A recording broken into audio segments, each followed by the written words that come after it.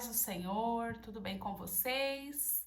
Eu venho mais uma vez trazer uma palavra de Deus para a tua vida, para o seu coração, que você possa abrir o seu coração para ouvir Deus falar, amém?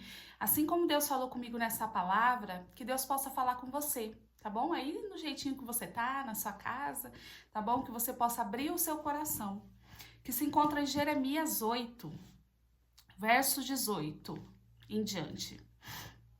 Eis que a tristeza tomou conta de mim, o meu coração adoece. Ouvi o grito de agonia da minha filha, do meu povo, clamor que se estende por toda a terra. Não se encontra mais o Senhor em Sião?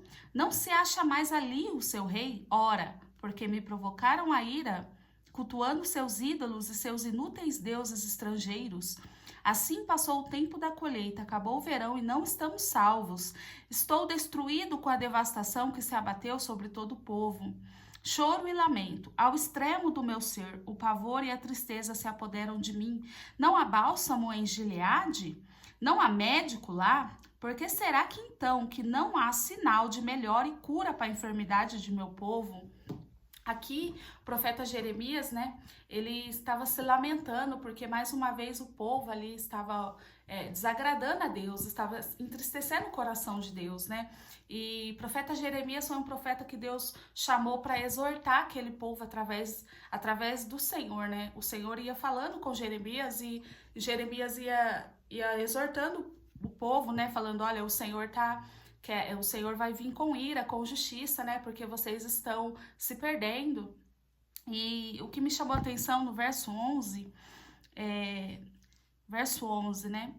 Eles tratam da enfermidade do meu povo como se ela não fosse grave e ainda afirmam paz, paz, quando não há paz e tudo vai mal. Que ali o Senhor estava falando que iria vir com a justiça dele, que eles iriam ser levados cativos e ali eles estavam acreditando na força do braço deles, né? Então aqui no verso 11, né, que o povo, que os sacerdotes, os líderes estavam ali falando paz, paz, quando não havia paz em Judá, quando o Senhor iria julgar Judá, quando o Senhor iria vir com a ira, né?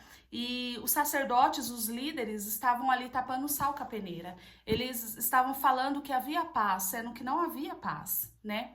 Então, quantas das vezes nós, né, não sei, ali eram os sacerdotes e os líderes, né, que estavam ali declarando paz aonde não havia, mas quantas das vezes a gente tapa o sal com a peneira também? Às vezes a gente não quer enxergar a real situação, né?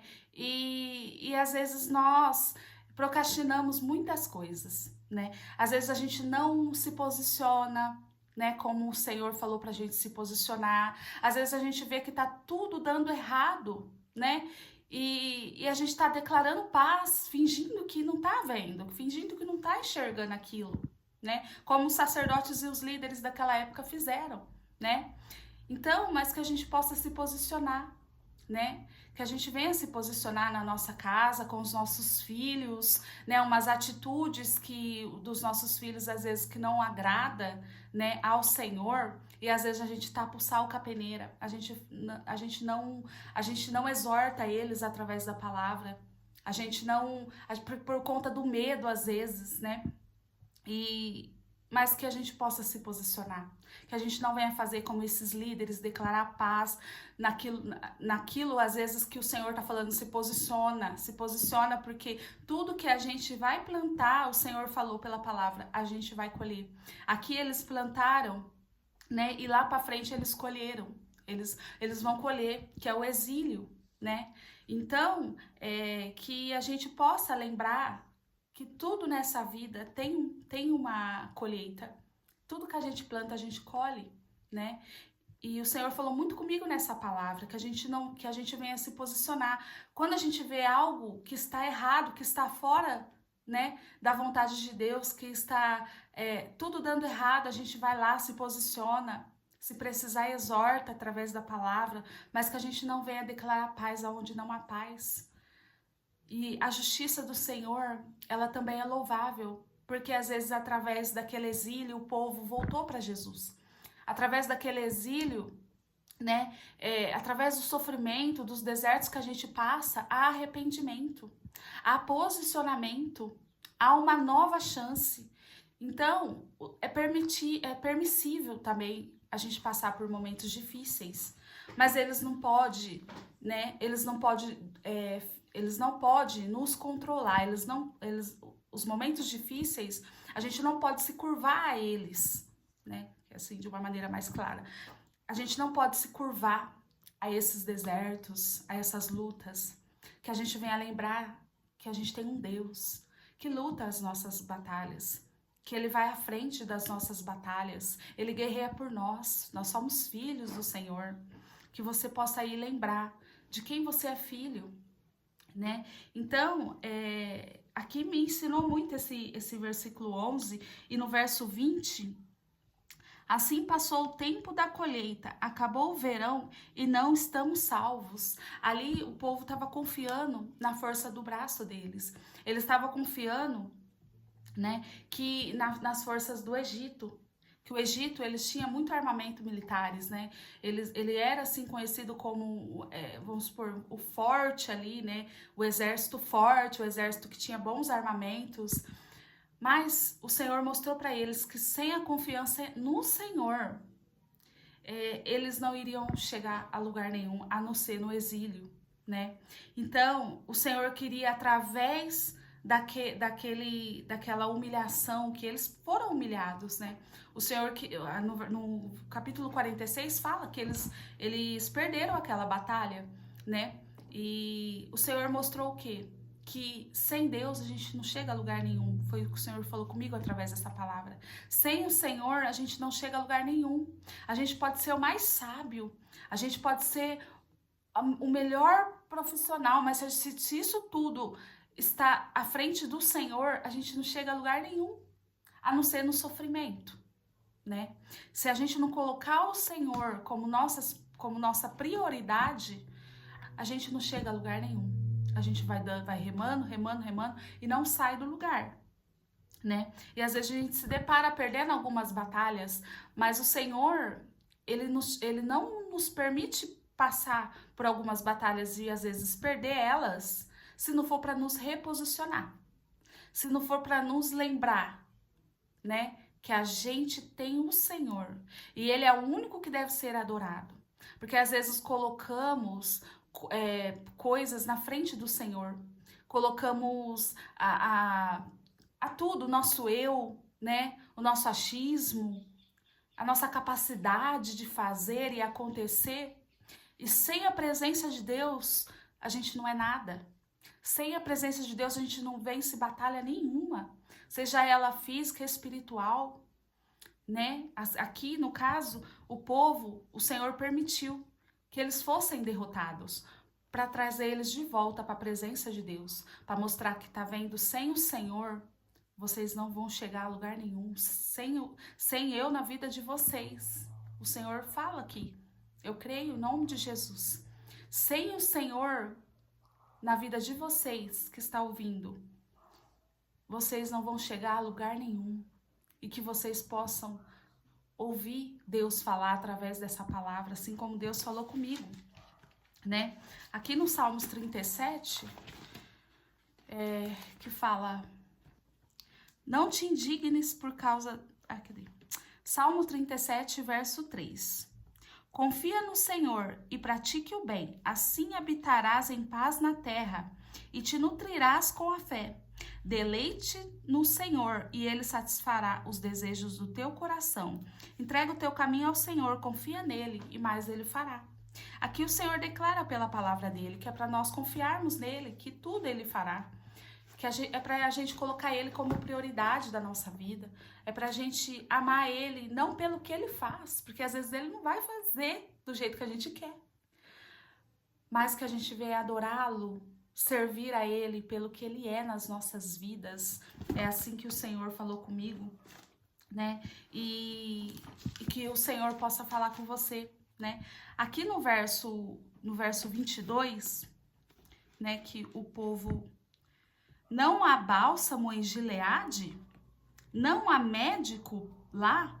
Por que será então que não há sinal de melhor e cura para a enfermidade do meu povo? Gileade era uma cidade conhecida pelo bálsamo, né? E aqui, pelo que eu procurei saber, né? O bálsamo, ele era um medicamento aromático. Então, Gileade era conhecido por essa planta, né? E essa planta era um medicamento para curar feridas naquela época lá em Gileade, né? Então, o que eu achei mais interessante dessa planta, né, que eu procurei aqui, eu estudei, né, sobre o bálsamo dessa planta, a planta era para ser extraída, era para ser o bálsamo, para ser extraído, ele tinha que ser ferido, né?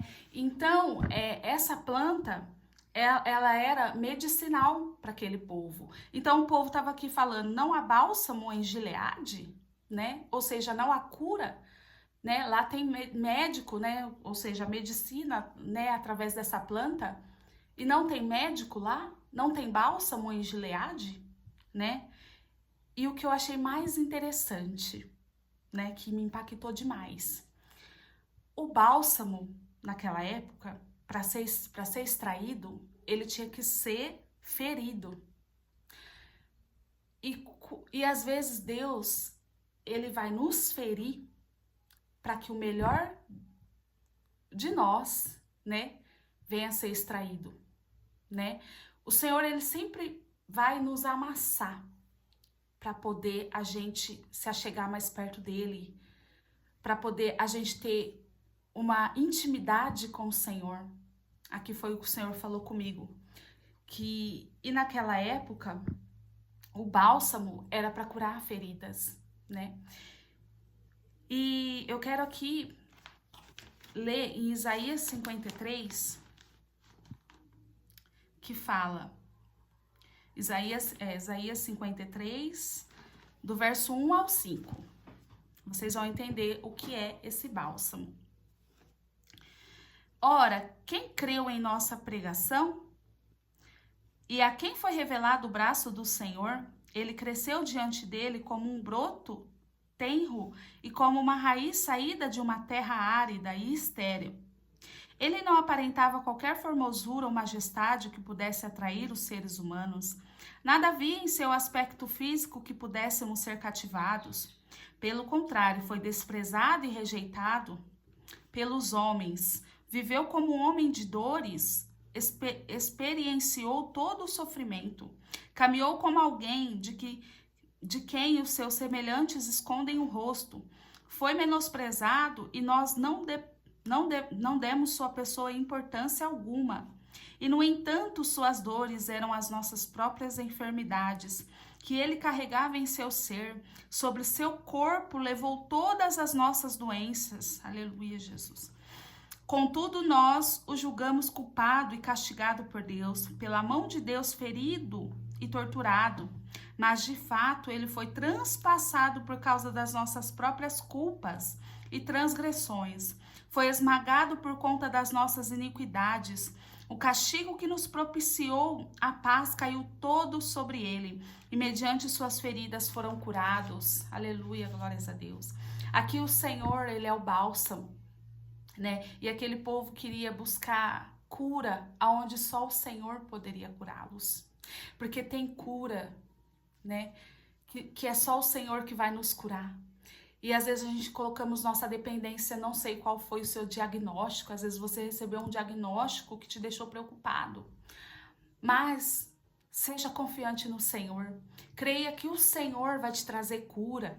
E às vezes a nossa cura precisa ser uma cura também interior. Que o Senhor, como bálsamo, ele vai nos amassar, mas é para nossa cura. Ele nos amassa, mas não é para a gente morrer, não. É para nossa cura. E aqui o Senhor, ele é o bálsamo. Aqui, como diz em Isaías 53, que ali o bálsamo, ele tinha que ser machucado para ser extraído. E ali saíam as gotas daquele bálsamo. Então, se você for pensar, Jesus, naquela cruz, ele derramou o seu sangue por nós, por mim, por você, naquela cruz do Calvário. E ali o véu foi rasgado. Ali, né, o Senhor, Ele nos prometeu que se a gente crê nele, ali Ele tem salvação para nós, Ele tem cura, Ele tem libertação, porque Ele é o bálsamo, né? E ali o povo de Judá, eles queriam ali, eles ficavam depositando toda a confiança nele, da cura deles nessa planta medicinal. Mas, né, ali em Mateus 27, fala que o Senhor é o bálsamo, que o véu foi rasgado. Em Mateus 27, 51, deixa eu ler aqui. Mateus 27, 51, que fala: no mesmo instante o véu do santuário rasgou-se em duas partes, de alto a baixo, a terra estremeceu, glória a Deus, e fenderam-se as rochas, aleluia. Então aqui em Mateus, no Evangelho de Mateus, fala que o véu foi rasgado, que naquela época esse véu representava como se fosse um véu, né, que só os sacerdotes poderiam chegar até o templo, até ali a presença de Deus, né? E só que esse véu foi rasgado, então todos nós temos o livre acesso até ele. Hoje todos nós podemos falar com ele, hoje todos nós podemos sentir a presença dele, e que você possa abrir o seu coração para o Senhor entrar na sua vida, para que Ele venha ser o bálsamo da sua vida, da sua casa, da sua família, que Ele venha ser cura para você, em nome de Jesus, porque Jesus, Ele é a cura, Ele é o bálsamo, que Ele vai curando todas as feridas, em nome de Jesus, todas as suas dores, aleluias, aquele diagnóstico que às vezes para você é impossível, aleluia, Jesus. Mas para Deus nada é impossível. Ele é o nosso bálsamo. Ele é a nossa cura que nós precisamos, né? E que você não venha ser que nem que a gente não venha ser que nem esse povo de Judá, né? Confiar nas coisas, nas forças terrenas, mas que a gente venha ter o Senhor, aleluia, o Senhor na nossa vida.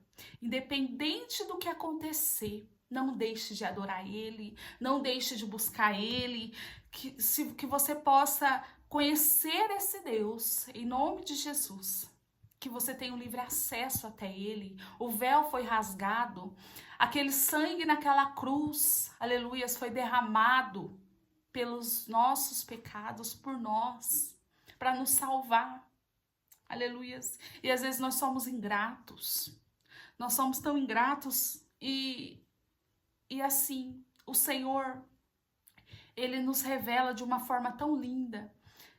Às vezes o cenário você está achando que é de morte, mas é de vida. Em nome de Jesus, eu declaro vida sobre a vida de vocês que estão ouvindo. Em nome de Jesus, aquele cenário que para vocês pode ser impossível, mas Deus, Ele entra nesse cenário em nome de Jesus e Ele vai como um bálsamo te trazendo cura. E esse diagnóstico em nome de Jesus vai cair por terra, porque o Senhor, Ele é o bálsamo que cura. Ele ainda é o mesmo, aleluia, Jesus, que fez o cego enxergar. Ele é o mesmo que o paralítico andou e Ele continua sendo e será eternamente, porque Ele é Senhor dos senhores e é o único que deve ser adorado, em nome de Jesus.